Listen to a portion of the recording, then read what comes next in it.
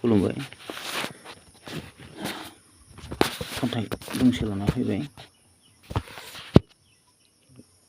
गोरोन्थिफोर जायोब्ला निमाहा होगोन। गोजोन फुंबिलि।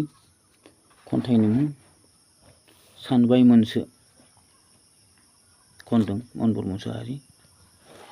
बेलासे 2 रिंगा सिगांनो हगारबाय सहैनाय थुनलाइ नब्लां सिगां आफादा जागायबाय गाबुरु पास 2 दखरा ट्राइबेल जगा आफादा खुंजानाय अक्ट' जाबाय 2016 मायथाइनि 14 जुलाइ।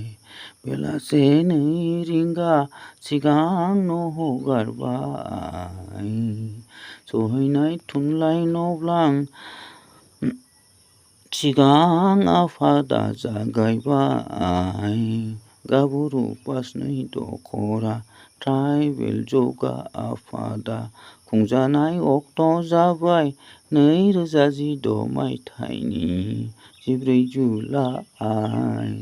बेलासे 2 रिंगा सिगांनो हगारबाय सहैनाय थुनलाइ नब्लां सिगां आफादा जागायबाय गाबुरु पास 2 दखरा ट्राइबेल जगा आफादा खुंजानाय अक्ट' जाबाय 2016 मायथाइनि 14 जुलाइ। जिराय आसनखौ बयनिख्रुइ उनाव जों लाबाय आफाद जागायनायखौ संबाय एसे आगोलावसो जागायदोंमोन मा जाखो थाय गामिनि फोरोंगिरि सासेबो आंनि सेराव आसनखौ हगारबाय थाबनो।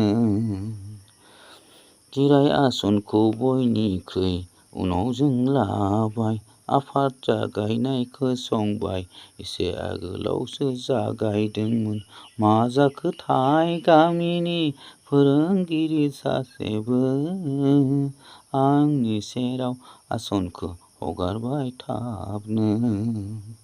सानबायमोनसो आफादखौ लोगोसे फोजोबनो उनाव मिथिमोनबाय आङो मोनसे सुलुंसा राहा दंमोन सुलुङा बिनि मोजांमोन आफादगिरि गोदान सायख'गोनांमोन।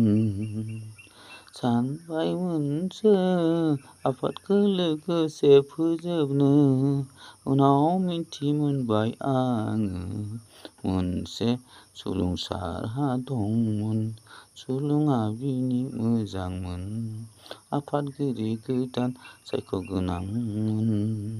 सुलुङा बिनि मोजांमोन आफादगिरि गोदान सायख'गोनांमोन। एसेनोसै दिनैनि थाखाय गोजोन फुंबिलि।